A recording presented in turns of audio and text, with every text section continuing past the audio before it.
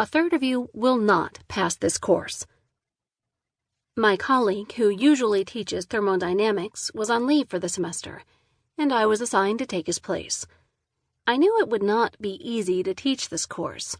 It has a reputation for being really hard, and engineering students only take it because it is required for the major. On top of that, my colleague had warned me that many students stop coming to lectures early on in the semester, and those who come to class often do not come prepared.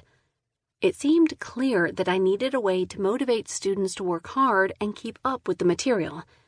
I recalled that when I was a student, any suggestion by the professor that I might not be up to the challenge really got me fired up and eager to prove him wrong. So I told my students on the first day of class, "This is a very difficult course. You will need to work harder than you have ever worked in a course, and still, a third of you will not pass." I expected that if my students heard that, they would dig in and work harder to measure up. But to my surprise, they slacked off even more than in previous semesters. They often did not come to class, they made lackluster efforts at the homework, and their test performance was the worst it had been for many semesters. And this was after I gave them fair warning. This class had the worst attitude I have ever seen, and the students seemed to be consumed by an overall sense of lethargy and apathy. I am beginning to think that today's students are just plain lazy. Professor Valencia Robles. What is going on in these stories?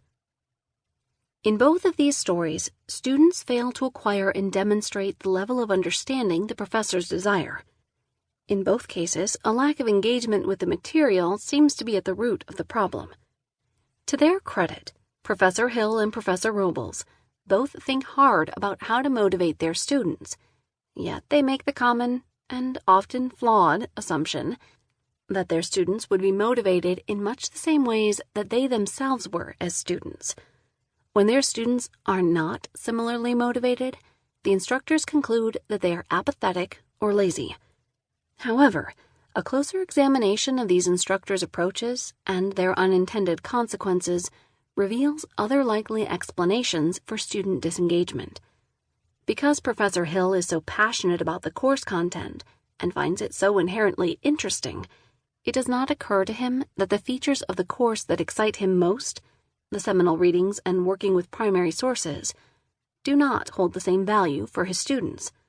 As a consequence, they approach the work half-heartedly and never successfully master the material. Professor Robles, for her part, hopes to recreate the highly competitive classroom environment that had motivated her as a student. However, her warnings about the difficulty of the material and the students' limited chances of passing may fuel pre-existing negative perceptions about the course, compromise her students' expectations for success, and undermine their motivation to do the work necessary to succeed. Although these two stories deal with slightly different issues, the concept of motivation lies at the core of each.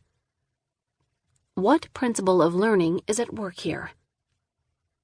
Motivation refers to the personal investment that an individual has in reaching a desired state or outcome. In the context of learning, motivation influences the direction, intensity, persistence, and quality of the learning behaviors in which students engage. Principle: students' motivation generates, directs, and sustains what they do to learn. The importance of motivation in the context of learning cannot be overstated. As students enter college and gain greater autonomy over what, when, and how they study and learn, motivation plays a critical role in guiding their behaviors. In addition, because there are many competing goals that vie for their attention, time, and energy, it is crucial to understand what may increase or decrease students' motivations to pursue specific goals related to learning. As we can see in the first story, if students do not find the content of the course interesting or relevant, they may see little or no value in mastering it and may fail to engage in the behaviors required for deep learning. Similarly, in the second story, if students do not expect to be successful in a course, they may disengage from the behaviors necessary for learning.